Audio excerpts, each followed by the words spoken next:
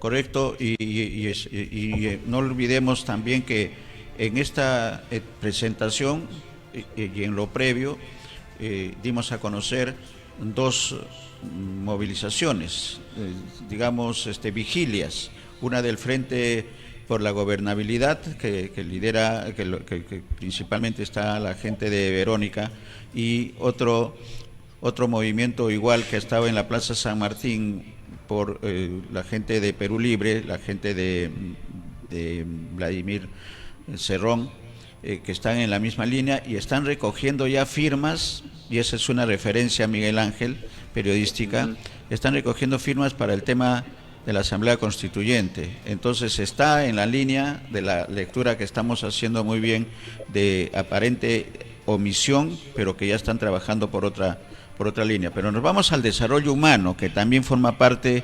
de la exposición que ha hecho durante 3 horas Guido Bellido Ugarte, y para ello tenemos a la especialista, la consultora internacional. Ya está con nosotros, ya está en el enlace Olenka Ochoa Berreteaga. Bienvenida, Olenka, bienvenida a esta edición extraordinaria de Ánfora 2021 para la lectura, además desde la visión de mujer profesional, de lo que ha ocurrido en estas 3 horas y de lo que esperamos que ocurra en las próximas 6 horas, que se va a dar o no el voto de confianza. Bienvenida. Hola Néstor, hola Miguel Ángel, como siempre un gusto de compartir con usted este espacio tan importante. Efectivamente, creo que todos hoy día nos hemos levantado muy tempranitos, ¿no? Presurosos, hemos hecho todas las cosas presurosas para poder estar atentos al mensaje, y bueno, ahora se va a venir el debate, las repreguntas, ¿no? Digamos, lo más álgido viene ahora, y obviamente no sé a qué hora se estará definiendo ya si se le da o no la confianza al gabinete, ¿no? Y con eso se abre otra historia en el Perú. Pero bueno, yo quería, digamos, si con el tiempo que tenemos siempre, que es justo, pero ajustado, perdón, sino que quería comentar algunas cosas que me han sorprendido, ¿no? Por ejemplo, que si bien no son de fondo, pero también nos dicen mucho de la calidad de los políticos, ¿no? Por ejemplo, hay una crítica ahorita muy fuerte frente al uso del quechua, ¿no? Y no solo se usó el quechua, también el premier dijo que se había él expresado en aymara, y entonces yo creo que esos comentarios me parecen, ¿sabes qué? Totalmente salidos de tono, me parecen totalmente discriminatorios, porque estamos en un país, ¿no? Que digamos, no nos cansamos de decir, donde hay diferentes culturas, diferentes cosmovisiones y diferentes lenguas, ¿no? Y entonces me parece penoso, por decirlo menos, que ya algunos opositores estén muy ofendidos porque se usaron lenguas originarias, ¿no? Y eso es una barbaridad. Y lo digo digamos, en el sentido de que nosotros justamente que estamos en la agenda global, en los escenarios internacionales, normalmente insistimos y exigimos que la comunidad internacional en los eventos de Naciones Unidas y en otros eventos internacionales también se deje de usar solamente el inglés y se dé paso a otros idiomas. Incluso con nuestras redes latinas hemos trabajado en la traducción de muchos documentos del inglés al castellano, y hemos tratado también de decirle a los espacios internacionales que hay también mucha población en lenguas originarias que son ciudadanos de primera, y por lo tanto todos los documentos y los debates deben hacerse en toda esa pluralidad de lenguas. Y entonces, si esa es nuestra lucha en el exterior, me da vergüenza, por decirlo menos, que en el Perú sea uno de los primeros puntos, ¿no? Ver a alguna gente de la oposición quejándose de que en el Perú se ha usado el quechua y se ha usado las lenguas originarias. Eso me parece una barbaridad. Eso es un primer comentario. El otro comentario es que de verdad ha sido bastante extenso el mensaje del premier, ¿no? Lo comparaban, ¿no?, con el discurso del anterior premier, de la doctora Violeta Bermúdez, que creo que había utilizado más o menos 1 hora, ¿no? Y algunos decían, miren, la antigua premier o la ex premier habló 1 hora, este premier casi ha llegado a las 2 horas y 45, una cosa así, ¿no? Pero yo creo que también hay que relativizar las cosas, ¿no? Porque acuérdense que un anterior premier usó como 3 horas, ¿no? ¿no? Y en un discurso enrevesado, que la verdad es que creo que nadie llegó a las 3 horas despierto, y al final no tuvo el resultado deseado, que era el voto de confianza, ¿no? Entonces yo creo que también ahí hay que mirar, ¿no? O sea, ¿no? Hay que mirar pues con un poquito más de amplitud, digo, de criterio, ¿no? Entonces yo creo que obviamente si usas 3 horas y la gente se duerme a la segunda hora es un desastre, pero si puedes hilar un discurso, hacerlo entretenido, hacerlo comprensible para el público, bueno, yo creo que la duración del discurso tampoco debe ser motivo ni de análisis ni de críticas, ¿no? Ya, bueno, luego ya pasando a los temas de fondo, yo quisiera, digamos, porque hay veces que también hay frases que te resuenan mucho en la cabeza, y una de las frases que me gustó, digamos, del discurso fue esta de que no somos un país pobre, somos un país desigual, ¿no? Y eso creo que también es importante como mensaje, porque normalmente, ¿no? Se nos dice que el Perú, ¿no? Es un país subdesarrollado, que es así, así, y en realidad tú miras alrededor y dices, ¿seremos pobres o hemos sido esquilmados, ¿no? ¿Seremos pobres o nos han robado las riquezas? ¿Seremos pobres todos o es que hay unos que tienen mucho y otros no tienen nada, ¿no? Entonces yo creo que esa frase es bastante interesante, digamos, sea quien sea que lo ha asesorado en su discurso, porque yo supongo que había habido gente que ha estado asesorando en la redacción, me parece interesante, ¿no? Y la otra frase que me quedó también, digamos, sonando en la cabeza es la pobreza de tiempo, ¿no? Que justamente coincide cuando el premier habla de digamos, la propuesta del sector mujeres y poblaciones vulnerables, ¿no? Entonces a mí me quedó sonando esa frase poderosa de la pobreza de tiempo, ¿no? Y yo creo que eso es una de las principales, digamos, problemáticas, impactos en la gente que durante toda esta pandemia, ¿no? Le ha faltado el tiempo porque ha tenido que atender a los hijos en la casa, ¿no? Han tenido que atender a enfermos, han tenido que irse al hospital, ¿no? Han tenido que ir amaneciéndose a conseguir oxígeno, y obviamente tú decías, en medio de todo eso tengo que ver cómo trabajar para alimentar a mi familia, ¿no? Entonces también esa frase me ha parecido poderosa, la pobreza de tiempo. Yo creo que es una de las cosas que nos ha impactado más a muchísimas familias en el Perú durante la pandemia. Dicho esto, que son frases, pero a veces que las frases dicen mucho también del horizonte de un mensaje, yo quisiera, por ejemplo, resaltar, no porque voy a felicitar, sino simplemente temas que me interesan mucho, que por ejemplo es la seguridad, ¿no?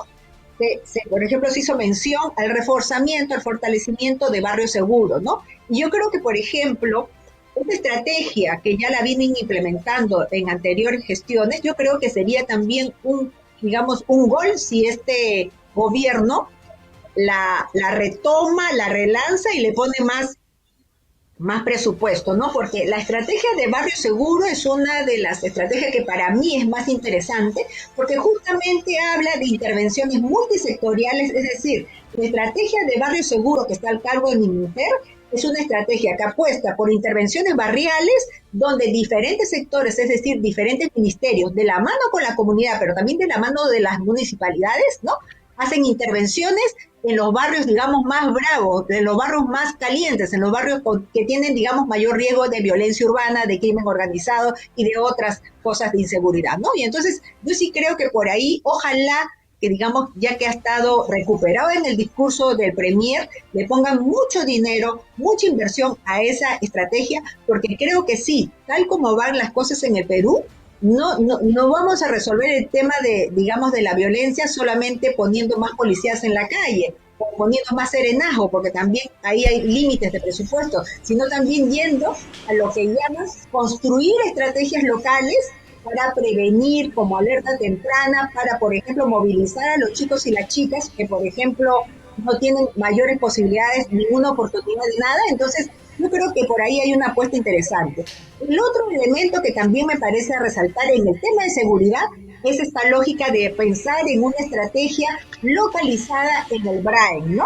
Y entonces ahí también creo yo que sería muy importante que este gobierno demuestre su interés en resolver, en solucionar, en enfrentar la problemática del BRAEN, que es una problemática con diferentes aristas, ¿no? En el Brain tienes pobreza extrema, en el Brain tienes informalidad en el empleo, en el Brain tienes tráfico de personas, en el Brain tienes tráfico de drogas, etcétera, etcétera, etcétera, ¿no? Y en medio de eso tienes familias, ¿no es cierto?, que son, como se dice, la carne de cañón, jóvenes que son la carne de cañón, que justamente son captados por el crimen organizado, por los traficantes, etcétera, etcétera, y entonces yo creo que por ahí también sería muy importante, porque con eso también se tocaría directamente a uno de los ejes críticos, ¿no es cierto?, de la seguridad, que es la existencia de lo que llamamos, ¿no?, grupos armados irregulares, ¿no?, que están anexados, que están vinculados justamente al tráfico, ¿no?, en este caso de personas,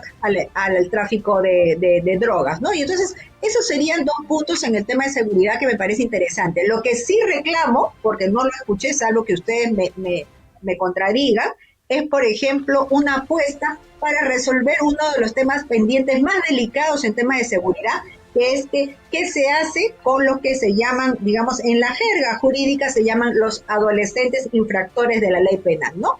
Porque ahí tenemos un gran tema, porque desde todos los estudios que se han hecho, ¿no?, sobre cómo nacen las bandas, cómo es que hay sicariato juvenil, por qué hay tantos chicos, digamos, metidos en actividades ilícitas o en este caso adolescentes en actividades que van contra la ley penal. Ahí hay un punto, ¿sabes qué? Hay un punto y un tema, una agenda pendiente, que es que los servicios para adolescentes infractores de la ley penal son mínimos. Y estoy hablando no solamente de los sitios donde, por ejemplo, los confinan, ¿no? Por ejemplo, el local que se conoce como Maranguita, ¿no? No estoy pensando solamente en esos servicios, sino en los servicios de orientación, que son los servicios dedicados justamente a atender a aquellos adolescentes que no han cometido, digamos, delitos graves, y que todavía tienen muchas posibilidades de ser reinsertados, tanto en su comunidad como en un trabajo, en el estudio, ¿no? Y entonces esos servicios de orientación a adolescentes son escasos, no hay mucha inversión, entonces también ahí yo reclamaría del Ministerio de Interior y también de este gobierno, que se ponga más foco, porque, como te decía, si tú no quieres tener criminales organizados, no quieres tener contrabandistas, etcétera, etcétera, tienes que trabajar por esos chicos que están, como se dice, entrando recién al mundo, ¿no? Al mundo del delito, al mundo de las faltas, y entonces, ese es un punto.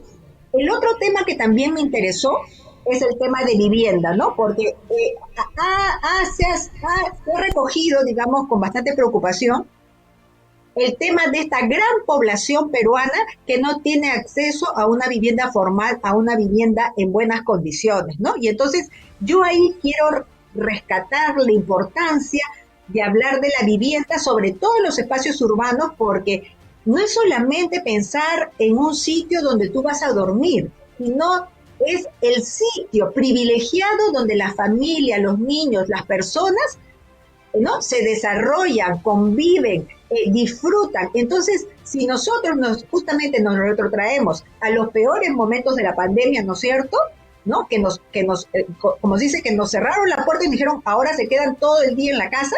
Entonces, siempre lo que compartíamos con muchos colegas latinoamericanos era que era bien, digamos, bien cómodo, ¿no?, pasar la pandemia en una gran casa con todas las comunidades, y otra pasar la pandemia, ¿no?, una familia de 8 personas en una casuchita en la punta del cerro, ¿no?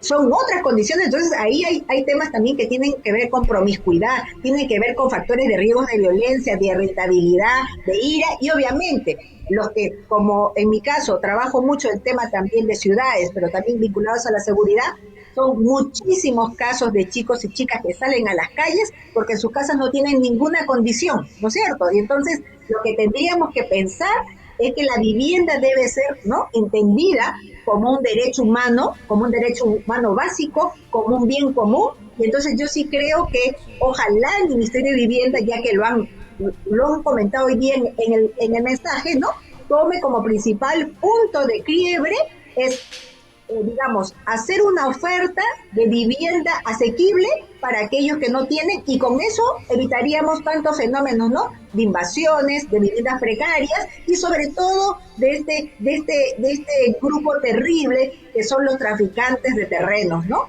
que yo digo siempre, los traficantes de terreno se han apoderado de Lima y pronto se van a apoderar del Perú porque hacen lo que quieren. Y ellos son los que diseñan las ciudades, ¿no? Entonces, yo creo que ahí hay un punto también interesante que este gobierno, que se dice que es un gobierno de cambio, debería tomar como tema, como te digo, clave, pero también eso lo amarro con un tema que hablaron también, lo habló el premier, que es la gestión del riesgo de desastres, ¿no? Porque obviamente, si tú, por ejemplo, en el caso de la costa peruana, ¿no? En el caso de la costa peruana, en el caso de, por ejemplo, de Lima particularmente, ¿no? Tenemos ahí un tema gravísimo que es digamos, todos los especialistas, ¿no? Están diciendo se viene un gran sismo, ¿no? De más allá de 8 grados, ¿no? Eso es ya tipo catástrofe. Y entonces, si nosotros pensamos en la vulnerabilidad que tiene, digamos, la vulnerabilidad que tiene la ciudad de Lima, ¿no?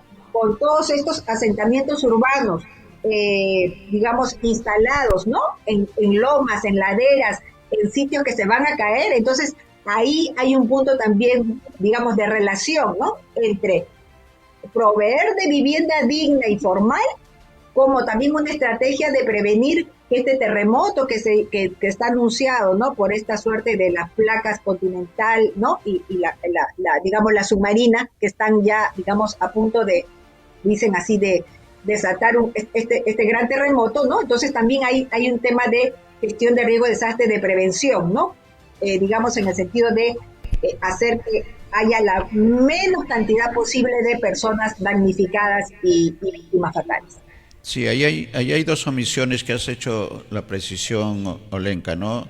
El tema de los adolescentes infractores de delitos policiales y este tema de los desastres. Pero también Miguel Ángel hacía un comentario y quisiéramos el tuyo con respecto a una omisión que se refiere en este mensaje de Guido Bellido, que se refiere a lo que ha sido tema de campaña y ha sido también destacado en el mensaje presidencial y se refiere a la Constitución, que finalmente la Constitución, la modificación de la Constitución actual o una nueva Constitución, que finalmente es la madre de todas las leyes y que tendría que ser modificada. ¿Cuál es la apreciación que tienes sobre esto? ¿O se trata simplemente, como hemos coincidido algunos, que es una táctica para lograr el voto de confianza y nada más? ¿Cuál es la lectura en todo caso tuya? Bueno, gracias por la pregunta, Néstor, porque lo que quiero decir es que yo soy una de las convencidas, pero desde hace muchos años, de que tenemos que tener una nueva constitución, ¿no? No solamente por el documento en sí, sino por el proceso, ¿no? Yo creo que dadas las circunstancias, dado que nuestros presidentes no duran, como se dice, tenemos presidentes express, ¿no? Que duran una semana, una presidenta que duró, creo, algunas horas. Tenemos, digamos, no tenemos largo plazo con los gobiernos, tampoco tenemos largo plazo con los congresos. Eso tiene que ver con una característica de nuestro sistema de partidos políticos que están caducos y están quebrados y que ya no representan a nadie.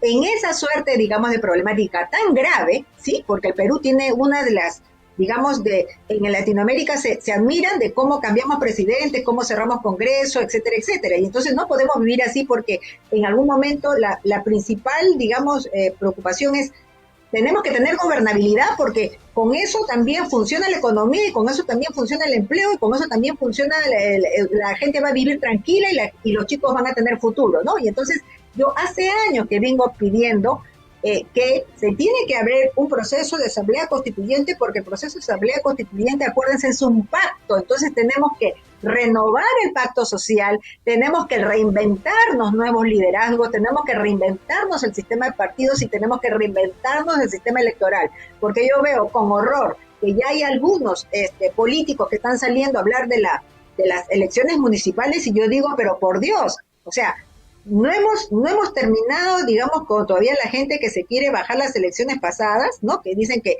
todo fue malo, todo fue corrupto, que las instituciones no funcionaron, y esa misma gente ahora está hablando que se quiere lanzar las elecciones municipales. Entonces decimos, ¿en dónde estamos? ¿No? Y entonces parte del llamamiento a una asamblea constituyente que yo la hago desde hace años es que justamente tenemos que luchar por nuevas reglas electorales, nuevas agendas políticas, nuevos partidos políticos y también nuevos liderazgos, porque ya sabemos, ¿no?, que los partidos políticos no son el mejor filtro para escoger lo mejor de la gente para estas tareas, ¿no?, de tanto del poder legislativo como el poder ejecutivo, y entonces la asamblea constituyente permitiría, ¿no?,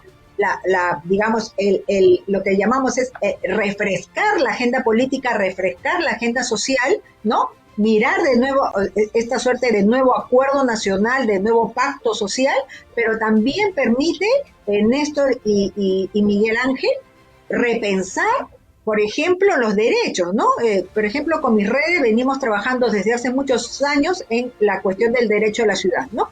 Como un mensaje claro que la ciudad debe ser un bien común, el espacio urbano debe ser un bien común, y por lo tanto todas las personas deberían tener derechos, ¿no? Es decir, a vivir en una ciudad digna, segura y resiliente. Es para poner un ejemplo, pero igual podríamos hablar, ¿no es cierto?, de una serie de demandas sociales que van desde los pueblos originarios, van desde las personas que viven con discapacidad, que van desde los sectores que llamamos emergentes, ¿no? Y entonces yo creo que sí, el Perú de este siglo necesita una nueva asamblea constituyente y necesita un nuevo documento como una suerte de hoja de ruta, ¿no?, que guíe nuestros pasos. Correcto, coincidimos en el tema de la Constitución. Miguel Ángel, para el comentario de Olenka. ¿Sabes lo que me parece en líneas generales lo que ha faltado a Guido Bellido en su exposición, ¿no? Y muy bien destaco lo de su intervención en quechua y en aymara, que a mí me pareció excelente, y que si por supuesto la presidenta del Congreso tuviese otra mentalidad, yo me paro, me pongo de pie y aplaudo, y además digo que inmediato, como medida de coyuntura y de paso, comiencen a aprender a hablar en quechua y aymara a todos los congresistas, y yo también me anoto. Obvio. Eso es lo lógico en un país pluricultural, multiétnico, etcétera, ¿no? Entonces, pero sin embargo, justamente lo que quiero decir respecto del mensaje en sí, lo que ha faltado a Guido Bellido es aquello que efectivamente en todo este debate, en toda esta carrera para la presidencia de la República, es la visión de futuro del Perú. ¿Qué cosa quieres transformar? Nada, o sea, más de lo mismo. Para que todo siga igual es preciso que todo cambie. Cambian personas, no cambian los sistemas, no cambian nada. Entonces, y además, realmente los grandes olvidados, que lo estoy señalando aquí, es básicamente, por ejemplo, los pueblos de la Amazonía. Ni una sola línea, ni una sola referencia. Entonces, ni siquiera, por ejemplo, relativos al medio ambiente. ¿Cómo es posible que nuestra propia riqueza amazónica en Madre de Dios, en Loreto, en Ucayali, se estén perdiendo porque justamente existe una depredación de la naturaleza de parte de la minería ilegal? Ni una sola línea, ni siquiera en el tema de seguridad. Ese es un asunto. Y el otro gran olvidado en producción es el sector pesca. Todos los pequeños pescadores, la pesca artesanal, ninguneados, ni una sola referencia dentro de lo que significa producción. Entonces, digo, demasiado texto, pero poca visión integral de lo que significa este Perú, de todas las razas, de toda la sangre, de todos los idiomas, pero que además se necesita que los mensajes estén efectivamente focalizados a eso que es el rescate justamente de esa posición que tenemos nosotros en el mundo. Todos nuestros recursos, además desde el punto de vista, por ejemplo, alimenticio, si quiere decir, por ejemplo, respecto a que somos una despensa para el mundo, ¿qué cosa se va a hacer respecto de eso?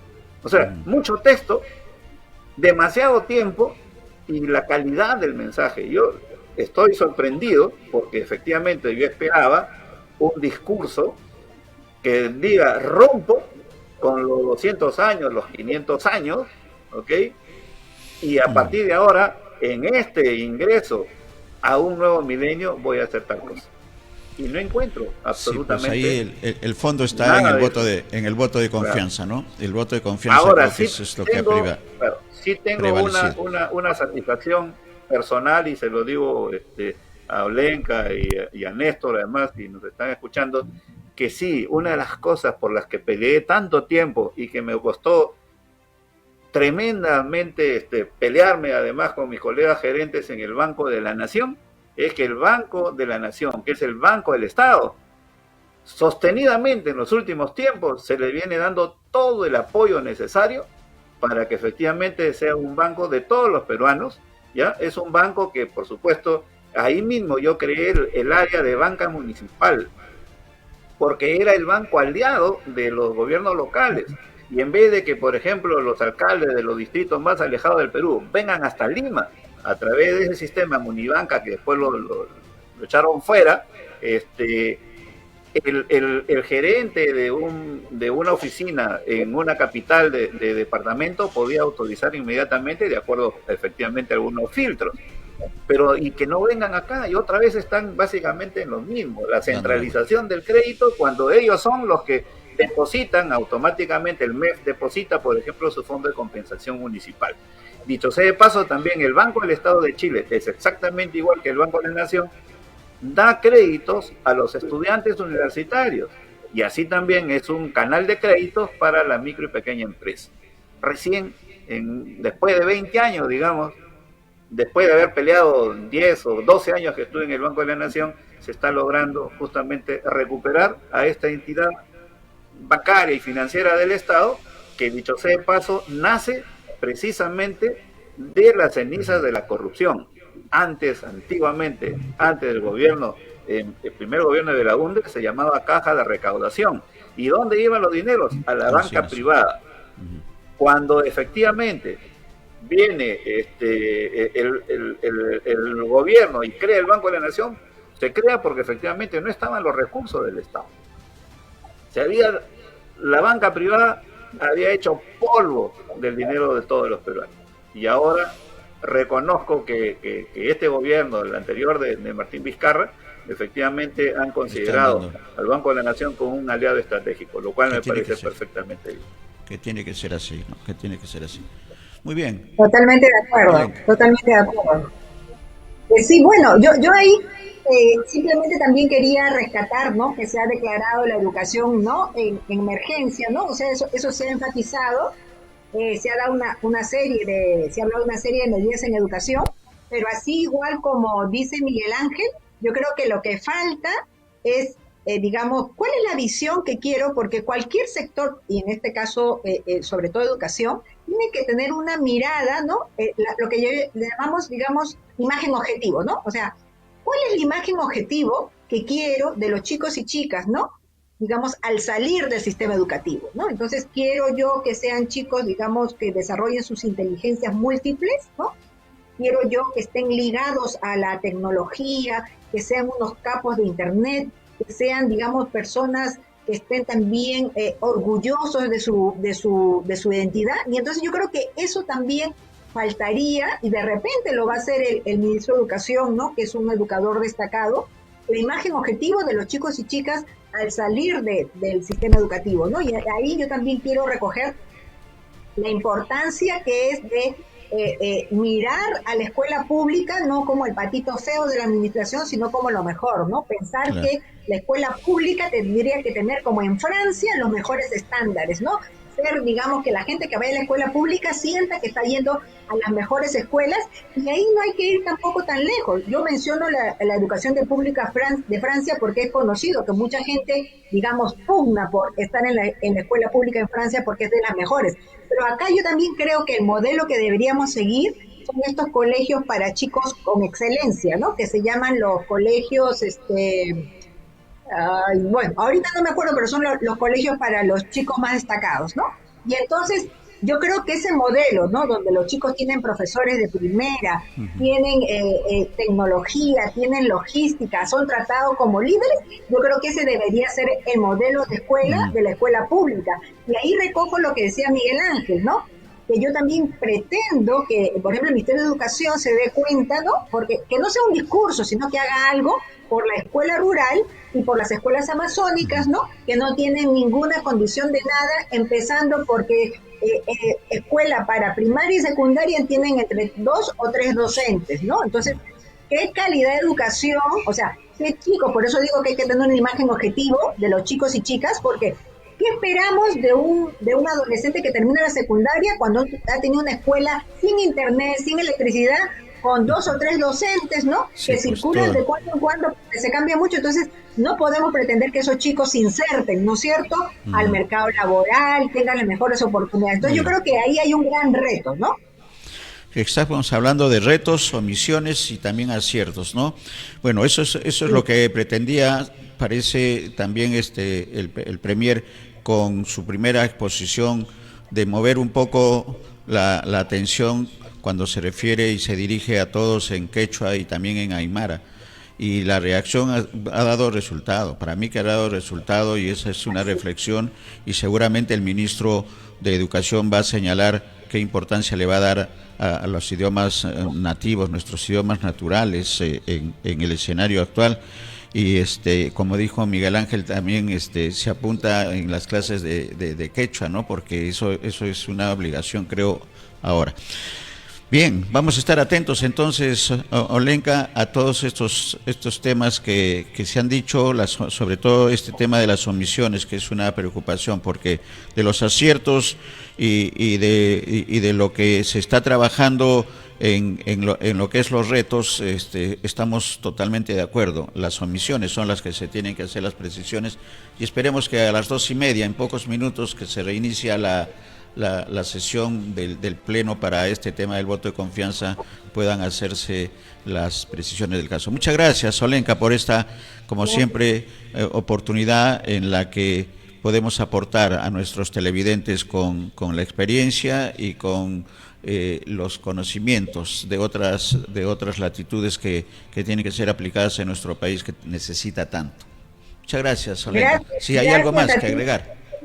Y a Miguel Ángel no, simplemente que creo que yo sugeriría, ¿no?, que ustedes, que son, como se dice también, gente interesada en informar con calidad, de repente se abriera como un ciclo de acá a futuro de los temas que se han tratado, ¿no?, en el mensaje, para que, digamos, diariamente diferentes especialistas pueden dar opiniones, porque creo que hay mucho por hacer. También coincido con Miguel Ángel en que parecía un listado, ¿no? Y normalmente es así, ¿no? Yo que he trabajado en la gestión pública sé que es así. Normalmente cuando se hace un mensaje de estos tipos, ¿no?, se le pide a todos los sectores que les manden, como se dice, la carnecita, ¿no?, las ideas centrales, y entonces lo que se hace es recopilar, ¿no? Entonces, se ha notado también esa recopilación, obviamente, porque también es el primer mensaje del Premier. Lo que sí creo que, hablando justamente de la precariedad de nuestros políticos, el Premier ha podido hilar fino durante bastante tiempo, ¿no? Y entonces, si comparamos esa capacidad que tiene para hablar en público, ¿no? Digamos, no marearse con el discurso, sostener una exposición durante bastante tiempo, él queda, digamos, muy bien posicionado en comparación con otros, ¿no?, que no pueden hablar ni 2 minutos porque sus neuronas no les asisten, ¿no? O sea, y tenemos muchos políticos de ese tipo, y políticas, ¿no? Y que algunos incluso que dicen que tienen muchos carteles académicos y nunca han dicho, o sea, no pueden hablar 5 minutos solo porque no les da la inteligencia, ¿no? Entonces yo creo que por ahí hay un factor, digamos, a favor del Premier, porque es un político nuevo, ¿no?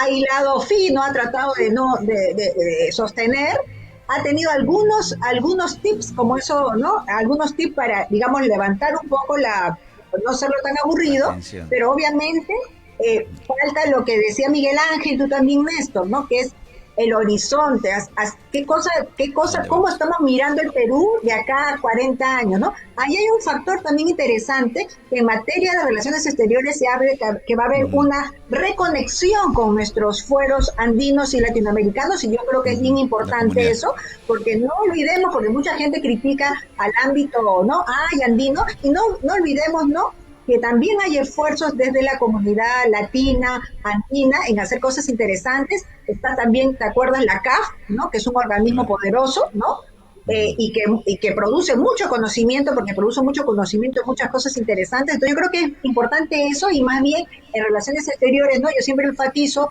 y ruego a Dios que nosotros en este gobierno, ¿no? Ya nos olvidamos, trascendamos a ese bendito Grupo de Lima, ¿no? Que nos ha obligado a meternos en un lío externo y que no ha resuelto la crisis migratoria. Entonces, en términos de logros, el Grupo de Lima tiene, digamos, logros cero, ¿no? Entonces yo creo que también ahí hay que darle un reenfoque a la política exterior peruana. Y sí dijo algo el Premier, que eso sí lo capté porque yo estoy metida en esos temas, es que quiere estar en aquellos espacios, ¿no? En aquellas dinámicas internacionales que son mayor vigencia. Para mí, por ejemplo, mi preocupación sería, digamos, ¿no? ¿Cómo hacer que el Perú pueda ingresar a la OCDE, ¿no es cierto?